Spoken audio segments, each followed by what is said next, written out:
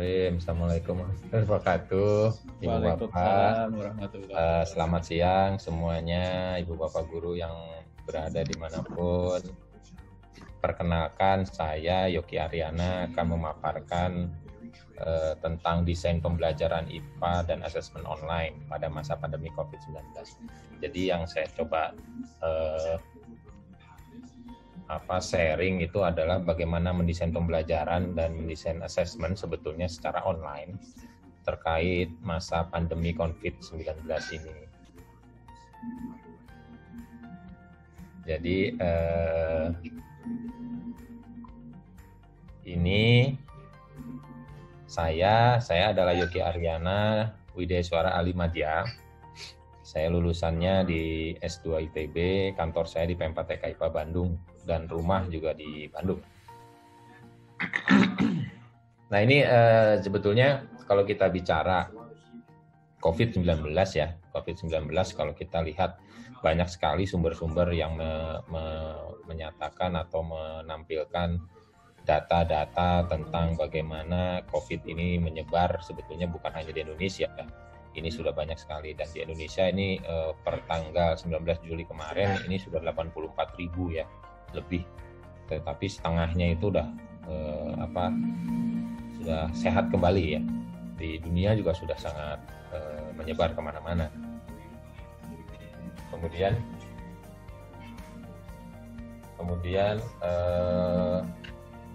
dampak COVID pada pendidikan itu ada, ini berdasarkan data UNESCO. Data UNESCO itu menyebutkan ada 191 negara. Kemudian ada 1,5 miliar siswa dan 63 juta guru. Ini dahsyat banget ini COVID ini sebetulnya. Jadi sekolah-sekolah ditutup, segala macam ditutup, tetapi pembelajaran tetap harus berjalan karena tidak bisa ditutup pembelajaran. Nanti anak-anak kita bagaimana? Kemudian kalau kita melihat surat edaran nomor 36962 ini belajar di rumah, itu sebetulnya pembelajaran di rumah itu konsepnya pembelajaran jarak jauh, karena di Indonesia itu untuk dilakukan online semua nggak mungkin gitu. Untuk dilakukan online semua itu nggak mungkin karena banyak demografi di kita yang masih terbelakang istilahnya ya dari sisi demografi, sehingga untuk koneksi ke internet itu kurang baik. Kemudian pelaksanaan pembelajarannya bagaimana? Berdasarkan surat edaran Kemdikbud nomor 4 2020 itu pembelajaran daring atau jarak jauh untuk memberikan pengalamannya tetap yang bermakna. Kemudian difokuskan pada kecakapan hidup ya. Kemudian aktivitas pembelajaran bervariasi antara siswa dengan sesuai dengan minat dan kondisinya masing-masing. Termasuk mempertimbangkan kesenjangan akses. Nah ini yang paling harus dianalisis oleh teman-teman guru, itu bagaimana mempertimbangkan kesenjangan akses. Ini bahaya pada saat kita mendesainnya menggunakan online, tetapi daerah anak didik kita tidak bisa menggunakan online. Nah ini bahaya, jadi kasihan anak didik kita akan terlantar nanti. Kemudian Ibu Bapak guru yang saya hormati, ada sebuah istilahnya, saya membaca dari beberapa atau dari artikel-artikel tentang learning pyramid. Di sini kalau kita lihat Ibu Bapak, padahal pada saat kita mengajar di sekolah, kemudian bagaimana anak itu diminta untuk membaca, itu sebetulnya impact-nya itu masih sangat rendah gitu ya, di bawah 10%, ada 10%, 5%. Justru yang paling penting itu adalah bagaimana mereka melakukan diskusi, kemudian praktek langsung ya, praktis by doing ya, melakukan praktek-praktek yang langsung dilakukan oleh siswanya itu sendiri. Kemudian bagaimana mereka teach other atau mengajar kepada orang lain atau mengajarkan kepada orang lain. Maksudnya bagaimana? Pertanyaan ini kan selalu muncul nih. Ini selalu muncul guru. Bagaimana sih caranya biar anak itu cepat paham, kemudian cepat mengerti apa yang sudah kita ajarkan kepada mereka, gitu kan, intinya begitu. Nah, ada beberapa hal yang perlu diperhatikan oleh guru kita, itu adalah bagaimana saat kita mengajarkan mereka diskusi, kemudian berpraktek di lingkungannya sendiri, kemudian mengajarkan kepada orang lain. Nah, itu penting untuk kita perhatikan. Kemudian model pembelajaran jarak jauh. Sebetulnya model pembelajaran jarak jauh jika dikaitkan dengan bagaimana keadaan demografi Indonesia, kemudian bagaimana dengan keadaan SDM kita yang masih, kalau tanda kutip itu IT literasinya itu masih rendah di guru-guru kita. Banyak guru-guru kita yang sudah sangat terbiasa dengan tatap muka dan belum terbiasa dengan online, ini agak kesulitan untuk melaksanakan pembelajaran jarak jauh menggunakan internet. Nah, hal ini menjadi sebuah tantangan yang berat sebetulnya buat guru-guru kita saat guru-guru kita mengembangkan pembelajaran menggunakan online, ya, menggunakan online.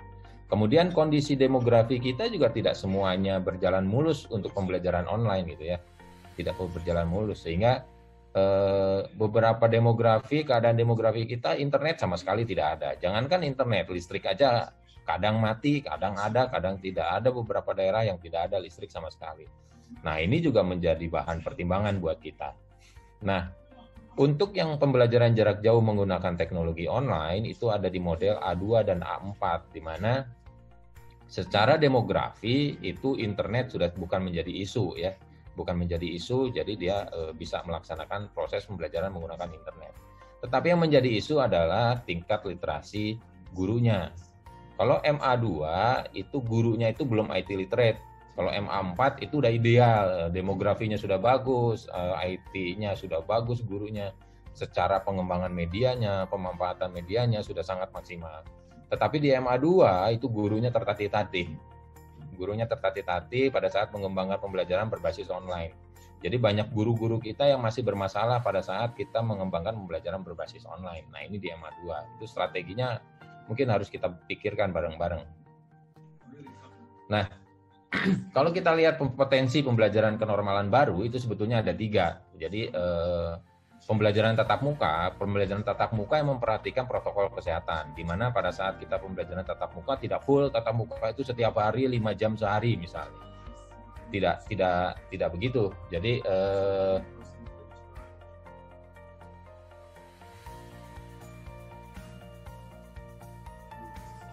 kemudian pembelajaran jarak jauh, di mana pembelajaran jarak jauh itu juga tidak harus tergantung dengan online. Karena pada saat kita bicara pembelajaran jarak jauh, di situ ada online dan offline. Di mana keadaan demografi kita yang kurang, itu berarti dia offline. Keadaan demografi kita yang sangat bagus secara teknologi, dia akan menggunakan secara online.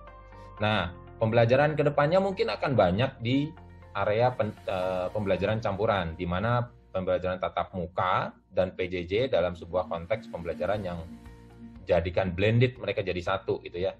Jadi ada saat anak itu ke sekolah untuk belajar, ada saat anak itu di rumah itu belajar karena waktu jam sekolahnya dikurangi karena ada protokol kesehatan menuju kenormalan baru ini. Nah, kemudian pembelajaran jarak jauh kita persempit lagi. Pembelajaran jarak jauh itu bisa online, bisa offline, bisa blended. Nah, inilah pembelajaran yang akan kedepannya harus dikuasai oleh para peserta didik, di mana peserta didik harus bisa mampu belajar secara offline tanpa bimbingan guru misalnya.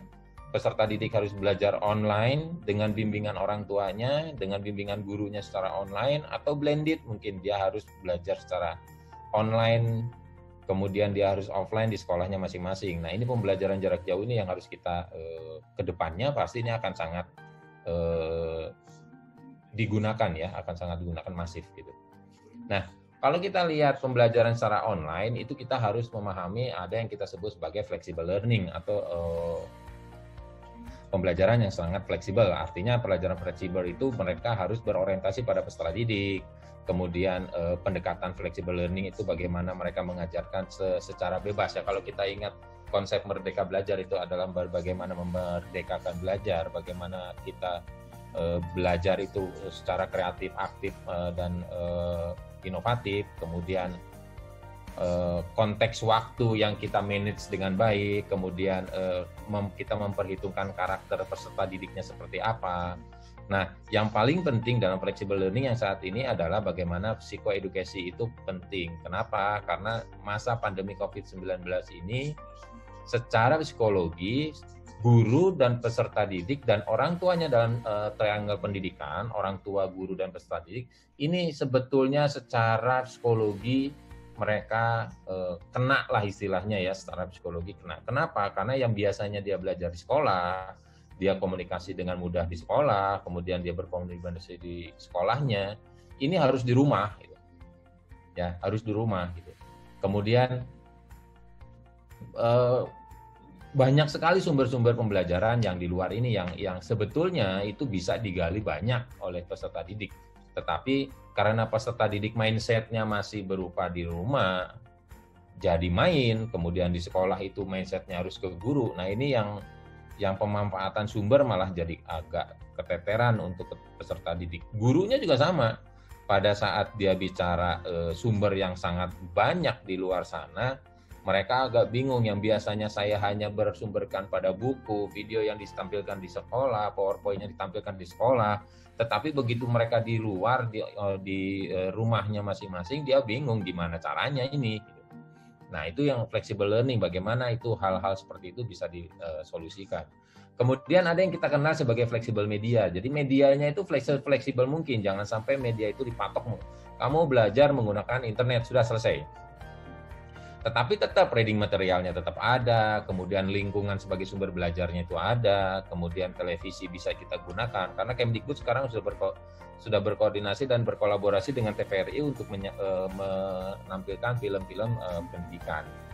Kemudian radio yang bisa kita gunakan sebagai proses belajar, kemudian orang tua, kemudian komputer atau gadget yang dimiliki oleh peserta didik atau orang tua, kemudian koneksi internet. Nah, ini fleksibel media ini yang harus kita perhatikan baik-baik pada saat kita mengembangkan proses pembelajaran secara online.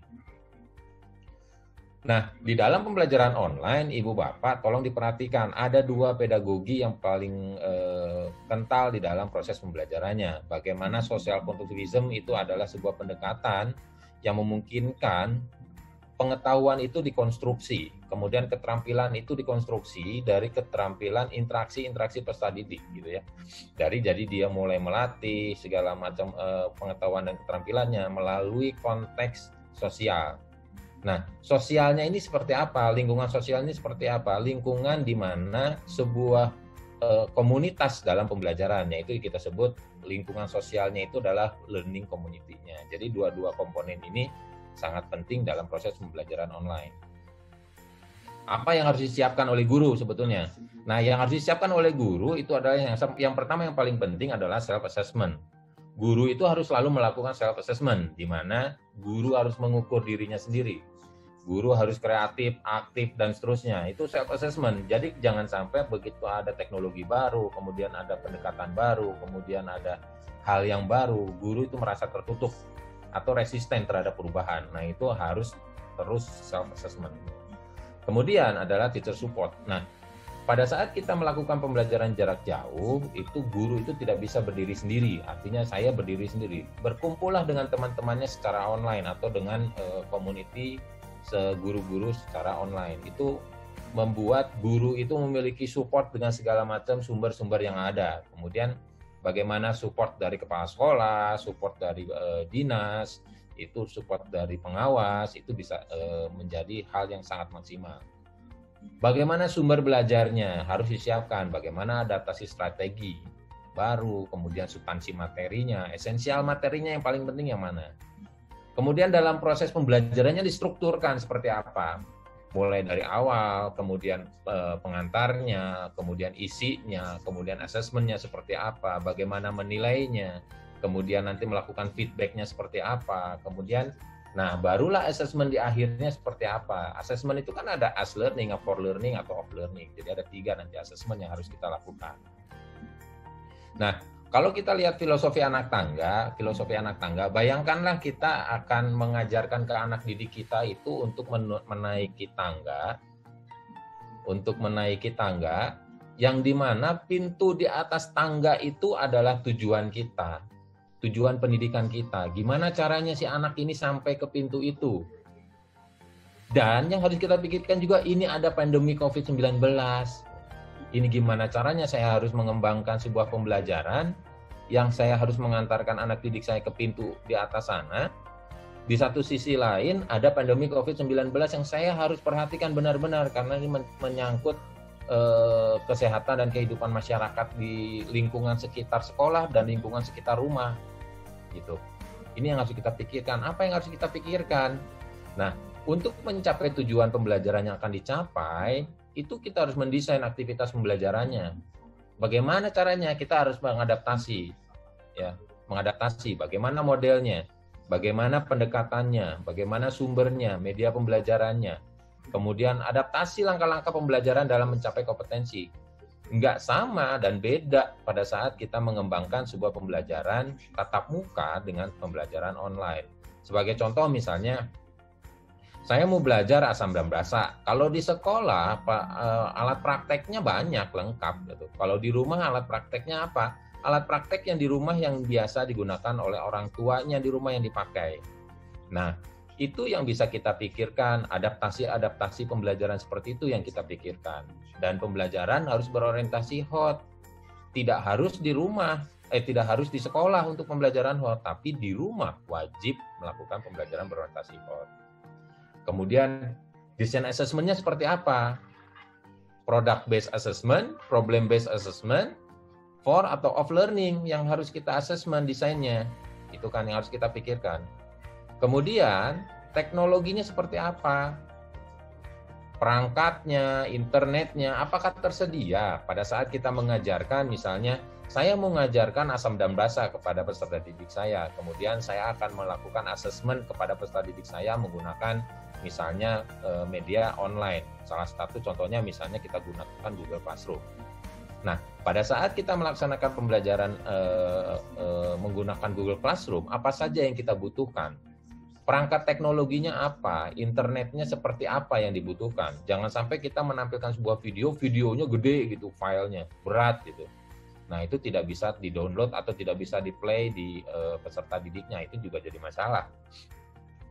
Kemudian desain pembelajarannya bagaimana? Yang sederhana dan memang sudah dilakukan oleh guru itu sebetulnya sudah ada yang biasa dilakukan. Ya, pada saat kita menganalisis kompetensi dasar, menentukan target dan tingkat kompetensi dasar, kemudian yang paling penting adalah menentukan materi esensial dari substansi pembelajarannya. Apa sih materi esensialnya dari setiap KD? Tetap pembelajaran itu harus berdasarkan KD-nya. Jangan sampai lepas dari situ karena kurikulum kita kurikulum di situ. Tetapi tidak semua KD kita gunakan. Hanya KD-KD tertentu saja yang berisi materi-materi esensial dari setiap pembelajarannya. Ya, kalau KD-KD pendukung boleh kita skip, tetapi tetap materi-materi esensial itu wajib kita ajarkan. Kemudian setelah itu baru merumuskan indikator untuk mencapai pintu tadi. Pada saat kita mengembangkan sebuah pembelajaran menggunakan filosofi anak tangga, indikator itu adalah step tangganya. Indikator itu adalah anak tangganya. Pada saat kita bilang tangga kedua telah selesai, berarti indikator kedua itu sudah tercapai. Anak tangga kelima sudah sampai, berarti indikator kelima itu sudah tercapai, dan seterusnya. Kemudian adaptasi desain rencana pelaksanaan pembelajarannya, desain RPP-nya seperti apa, tujuan pembelajarannya, adaptasi kegiatan pembelajarannya, kemudian asesmennya. Kenapa kok di sini saya tulis adaptasi? Ya, karena kita harus memikirkan bagaimana pandemi COVID-19 ini membutuhkan atau memberikan kewajiban kepada guru untuk mengadaptasi kenormalan baru ini, gitu ya. Kemudian desain pemanfaatan teknologi, bagaimana simulasi melalui internet, misalnya menggunakan YouTube, misalnya menggunakan PET simulasi, kemudian menggunakan teknologi lain, atau rumah belajar kan banyak sekali itu fasilitas-fasilitas yang diberikan oleh rumah belajar itu bisa kita gunakan. Hanya tinggal kita bagaimana adaptasi kegiatan pembelajaran di online yang kita sedang desain itu bisa secara maksimal digunakan. Nah, alur desainnya sebetulnya akan jadi seperti ini. Jadi analisis kompetensi dasar yang menghasilkan esensial, materi esensial, kemudian di situ ibu bapak harus memetakan materi esensial pada kurikulum pembelajaran jarak jauhnya seperti apa. Nah, Dari situ barulah kita memikirkan bagaimana analisis kebutuhan perangkatnya. Jadi perangkat PJJ-nya juga harus dipikirkan. Jangan sampai kita mendesain seideal mungkin, tetapi PJJ-nya nggak support untuk pembelajaran online, misalnya seperti itu. Nah, kita barulah masuk ke desain pembelajarannya. Bagaimana itu videonya, grafiknya, gambarnya, kemudian terlibatan orang tua, kemudian psikososialnya jangan lupa dipikirkan. Jadi efek dari peserta didiknya nanti akan seperti apa. Kemudian pendekatan, kemudian model asesmennya. Nah, dari situlah baru kita bisa membuat tujuan pembelajaran, kegiatan pembelajaran, asesmennya seperti apa. Dengan memperhatikan apakah dia mau online semuanya, apakah dia mau online sebagian, apakah dia mau offline. Ya, online kolaborasinya seperti apa, community learningnya seperti apa, pedagogi community-nya seperti pedagogi online learningnya seperti apa, internet literasinya seperti apa. Nah, itu yang harus kita pikirkan. Sehingga setelah ini Ibu Bapak nanti akan mendapatkan sebuah desain yang holistik ya. Kemudian yang harus kita pikirkan bagaimana untuk mengembangkan evaluasi atau asesmennya atau pengukuran dan tesnya. Jadi kalau berdasarkan Gufron 2015 dari hubungan antara tes, pengukuran, penilaian, dan evaluasi, itu kalau menurut Gufron itu, jadi dalam sebuah lingkaran besar evaluasi itu di dalamnya adalah ada konsep asesmen dan pengukuran dan tes. Kemudian evaluasi dapat terlaksana manakala dilakukan kegiatan asesmen. Jadi nggak bisa nih lompat langsung. Jadi kalau kita lihat dari tes naik ke pengukuran, pengukuran ke asesmen, asesmen ke evaluasi. Sebetulnya ini sudah ada di Permendikbud 23 2016 tentang standar penilaian pendidikan. Sebetulnya sudah dibahas di situ. Nah, di dalamnya itu ada kata kunci. Ada 3 kata kunci, yaitu proses pengumpulan, proses pengolahan, dan pencapaian hasil belajar. Nah, inilah semua yang harus kita pikirkan. Bagaimana nanti si evaluasi, asesmen, pengukuran, tes ini dalam pembelajaran online itu nanti seperti apa.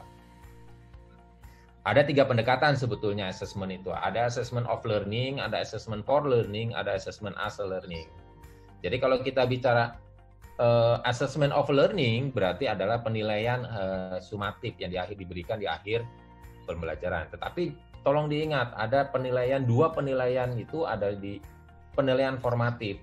Ya, penilaian formatif dilaksanakan selama proses pembelajaran, itu for learning. Ada penilaian formatif, penilaian sebagai pembelajaran. Jadi seluruh proses pembelajaran melibatkan peserta didik dalam menilai, kemudian diposisikan sebagai menilai. Jadi peserta didik itu menilai nih, itu si A, si teman saya, si A, si B, si C itu dia jago di sininya Bu. Nah itu diposisikan seperti itu. Jadi saling menilai si peserta didiknya. Peserta didik itu akan bisa menilai si temannya pada saat temannya itu menjelaskan sebuah materi misalnya. Saling menjelaskan sebuah materi. Kalau anak temannya itu bisa menjelaskan dengan baik, berarti dia sudah paham terhadap kontennya. Ya, oh saya paham Bu yang dibicarakan oleh teman saya.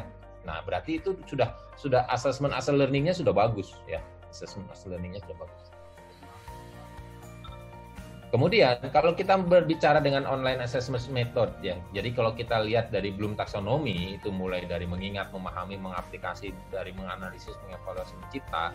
Itu dari Bloom taxonomy sendiri sudah jelas ada remembering, understanding, applying itu sudah ada urutannya. Jadi C1, 2, 3, 4, 5, 6 itu sudah ada. Kemudian bagaimana online assessment metodenya?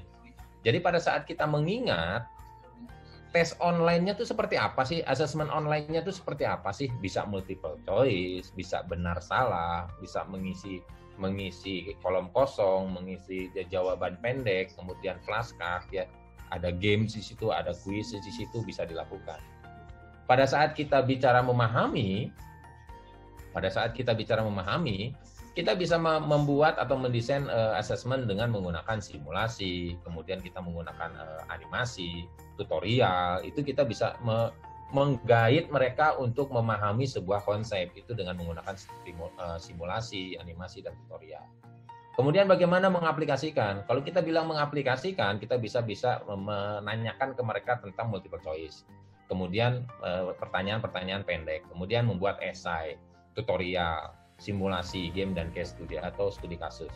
Nah, yang paling penting untuk anak-anak kita itu adalah bagaimana meningkatkan proses pembelajaran dengan keterampilan berpikir tingkat tinggi. Pada saat kita bicara keterampilan berpikir tingkat tinggi, analisis, evaluasi, dan mencipta itu dalam proses pembelajarannya harus tercapai. Sebagai contoh, online assessment metodenya seperti apa? Kemudian multiple choice kita bisa gunakan di situ. Multiple choice-nya seperti apa? Multiple choice-nya adalah multiple choice yang mendekati atau berorientasi pada keterampilan berpikir tingkat tinggi atau high order thinking skill. Kemudian bagaimana mereka menulis esai, bagaimana mereka mengerjakan project, bagaimana mereka membuat semua portofolio tentang proses pembelajarannya, bagaimana mereka akan membuat simulasi, bagaimana akan mereka mempresentasikan sebuah hasil, membuat paper, atau mengerjakan virtual lab. Virtual lab itu seperti misalnya PET simulasi, kemudian rumah belajar, kemudian ada juga case study atau studi kasus. Nah, ini sebagai contoh misalnya saya ambil pembelajaran IPA. Jadi kelas IPA kelas 7 pemisahan campuran. Jadi kalau kita punya ada KD di sini menjelaskan konsep campuran dan bla bla bla, kemudian menyajikan hasil penyelidikan bla bla bla, itu kita harus buat dulu targetnya. Jadi kalau kita belajar sebuah KD, ya, sebuah sepasang KD, yang harus kita pikirkan adalah bagaimana kita mencapai target itu. Karena KD itu amanat undang-undang, amanat permen, ya, amanat kurikulum. Pada saat kita bicara amanat kurikulum itu harus tercapai. Jadi murid kita harus sampai situ, ya, amanatnya memang seperti itu. Jadi targetnya harus kita tentukan dulu. Untuk mencapai target, kita harus mengembangkan langkahnya. Jadi untuk mencapai pintu yang tadi di tangga tadi, bagaimana kita untuk mencapainya? Nah, tangganya itu, anak tangganya adalah IPK, indikator pencapaian kompetensi. Langkah-langkahnya, step-stepnya itu kita buat menjadi indikator. Nah, indikator-indikator itulah yang menunjukkan tingkat kepemahaman peserta didik terhadap proses pembelajaran. Nah, pada saat itu sudah selesai, misalnya Ibu Bapak, teman-teman, itu sudah didesain dengan baik, KD-nya apa, kemudian targetnya sudah ditentukan, kemudian penilaiannya IPK-nya sudah dibuat. Nah, barulah Ibu Bapak kita mengembangkan bagaimana project-nya atau problem based activity. Kalau saya lebih menyarankan ke Ibu Bapak mengembangkan sebuah proyek atau menyelesaikan sebuah permasalahan untuk aktivitasnya. Kenapa? Karena mereka bekerjanya di rumah. Tidak lagi mereka bekerja di sekolah, belajar di sekolah yang mendapatkan satu sumber pembelajaran itu adalah ibu gurunya atau bapak gurunya. Jadi banyak sumber dari internet, misalnya YouTube-nya, kemudian PET interaktif simulasinya, Google yang sangat banyak informasi di situ, kemudian banyak sumber-sumber, contoh-contoh yang banyak kita cari di situ. Ada buku-buku secara online atau buku offline yang bisa ada di rumah, buku-buku pembelajaran, kemudian ada simulasi-simulasi yang bisa dilihat, yang diberikan kepada peserta didik. Kemudian kita jelaskan di situ, kita menggunakan misalnya Google Classroom. Di dalam Google Classroom itu sudah ada worksheet-nya, sudah ada LKPD-nya, sudah ada bahannya segala macam, kita sudah buatkan di situ semua. Nah, untuk mencapai apa desain project itu? Desain project itu akan kita gunakan untuk mencapai target kompetensi. Target kompetensi yang mana? Target kompetensi sesuai KD yang sudah kita tentukan. Nah, untuk mencapai KD yang kita tentukan itu, IPK-nya kita buat, kita susun. Ini loh, pada saat kita mendesain sebuah project, IPK-nya itu mulai dari IPK 337 sampai 3312. Nah, keterampilannya 433 sampai 436. Nah, itu yang harus kita pikirkan. Kemudian aktivitasnya seperti apa? Aktivitas-aktivitas pembelajaran yang berorientasi pada project atau problem. Ya. Worksheet atau LKPD, lembar kerja peserta didik, di sini perlu sangat dikembangkan oleh para pendidik atau guru. Bagaimana nanti ada soal-soal formatif, soal-soal sumatif, ini akan di-embedkan semua di dalam pembelajaran secara online. Nah, di dalam aktivitas pembelajaran ada dua output yang harus diperhatikan oleh Ibu Bapak. Yang paling penting adalah satu, itu Ibu Bapak minta anak untuk mengisi jurnal pembelajaran atau menulis esai. Artinya apa? Apa yang sudah kamu pelajari, tulis mereka secara online boleh di dalam blognya. Buat mereka sebuah blog yang interaktif ya, misalnya engine-nya tanda kutip ya, ada Blogger, ada WordPress, itu bisa digunakan. Jadi nanti teman-teman guru itu tinggal lihat buka blognya aja, oh dia sudah melakukan pembelajaran apa, misalnya praktikum asam basa. Asam basa, oh sudah dia buka jurnalnya, pembelajarannya di situ. Menulis esainya di situ. Cara menuliskan jurnal, cara menuliskan esai itu sudah terlihat bahwa anak itu sudah memahami sebuah kontennya atau belum. Asesmennya seperti apa, formatif sumatifnya seperti apa. Nah, itu bisa dilakukan di situ. Kemudian setelah itu barulah kita bisa menentukan bahwa anak-anak ini ternyata target kompetensinya tercapai atau tidak. Ya. Ini. Kemudian desain assessment-nya misalnya bisa menggunakan yang tadi saya bilang ada blog, ada chat, bisa kuis. Kemudian formatif sumatif assessment-nya bisa studi kasus, paper, esai, penilaian diri, ya, simulasi, animasi, ya, jurnal dan seterusnya. Nah, sumatifnya itu proyeknya. Jadi, kalau kita lihat di sini, hasil dari proyeknya, memang proyeknya tidak bisa kita lihat, bisa kita komentarin secara langsung, tetapi proyek itu di-capture di dalam jurnalnya. Ya, di-capture dalam jurnalnya, di-capture dalam esainya. Ini loh proyek yang saya buat oleh anak-anak. Bagaimana saya mengembangkan sebuah proyek itu, mulai dari desain proyeknya atau mulai dari permasalahan yang dimunculkan sehingga muncul aktivitas yang mengembangkan keterampilan dan pengetahuan anak terhadap sebuah substansi materi. Nah, proyeknya seperti apa? Kemudian semua hasil yang mereka buat itu disimpan dalam portofolionya. Kemudian bagaimana kesempatan anak itu mempresentasikan di dalam sebuah, misalnya di blog, di WordPress, di mana WordPress itu bisa dibaca oleh semua peserta didik yang lain. Kemudian orang tua itu bisa lihat dengan gampang, oh ini anak saya ternyata sudah buat laporannya di sini, proyeknya sudah ada di sini. Dan itu sudah bisa membuat orang tua menjadi merasa tenang dengan isinya. Kemudian anak-anak bisa melihat, oh mah, pah, ini ternyata saya sudah buat ini laporan saya, tolong dong dilihat. Nah, orang tuanya jangan ogah-ogahan misalnya, tapi tetap harus dilihat dan memberikan encourage kepada peserta didiknya. Bagaimana hasilnya itu sudah sangat maksimal. Rekomendasi ini media digital semaksimal mungkin ya, banyak media digital secara online ini bisa digunakan secara maksimal. Kemudian belajar bersama, memaksimalkan perangkat. Ini sekarang masih banyak guru-guru kita perangkatnya itu belum maksimal digunakan. Ya, peserta didik kita juga masih banyak perangkatnya itu masih belum banyak digunakan secara maksimal. Karakter peserta didik ini menjadi sangat penting. Kenapa? Pada saat menyusun bahan pembelajaran, karakter peserta didiknya harus diperhitungkan. Ya, berbeda karakter peserta didik yang ada di daerah kesulitan dengan koneksi internet dengan daripada yang sangat bagus di koneksi internetnya. Kemudian integrasikan berbagai teknologi, ya, berbagai teknologi. Banyak sekali teknologi-teknologi yang bisa kita integrasikan. Misalnya kita bisa mengintegrasikan pembelajaran teknologi di HP-nya itu dengan di laptopnya itu bisa sama-sama digunakan. Jadi kalau peserta didiknya misalnya keluar rumah itu masih bisa menggunakan teknologi yang ada di HP-nya. Bisa juga menggunakan yang ada di laptopnya. Atau bahkan sekarang banyak jam pintar, malah jam-jamnya itu malah bisa menjadi pengingat mereka bahwa ada tools yang ngatur atau pembelajaran yang harus dia gunakan. Kemudian dalam pembelajaran proses dan asesmen itu usahakan dalam berorientasi hot.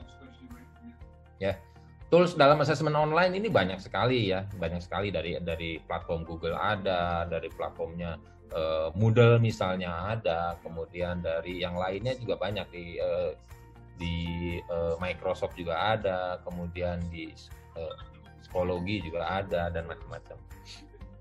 Kemudian ini kesimpulan ya harusnya ya, kesimpulan efektivitas pembelajaran seperti yang disajikan piramida belajar itu akan mempengaruhi gaya belajar guru dan siswa. Pemilihan metode itu pembelajaran online yang tepat akan menghasilkan tingkat pemahaman siswa yang sama. Jadi pada saat kita belajar secara online dengan tatap muka harapannya itu adalah equal, sama. Kemudian literasi digital dalam pembelajaran IPA dengan memperkuat konsep IPA pada siswa. Pemilihan materi esensial, kemudian asesmen pembelajaran secara online itu menggunakan perangkat yang tepat. Kemudian ini ada beberapa daftar pusaka yang saya gunakan dalam menulis webinar ini. Itu saja Ibu Bapak yang bisa saya sampaikan. Terima kasih.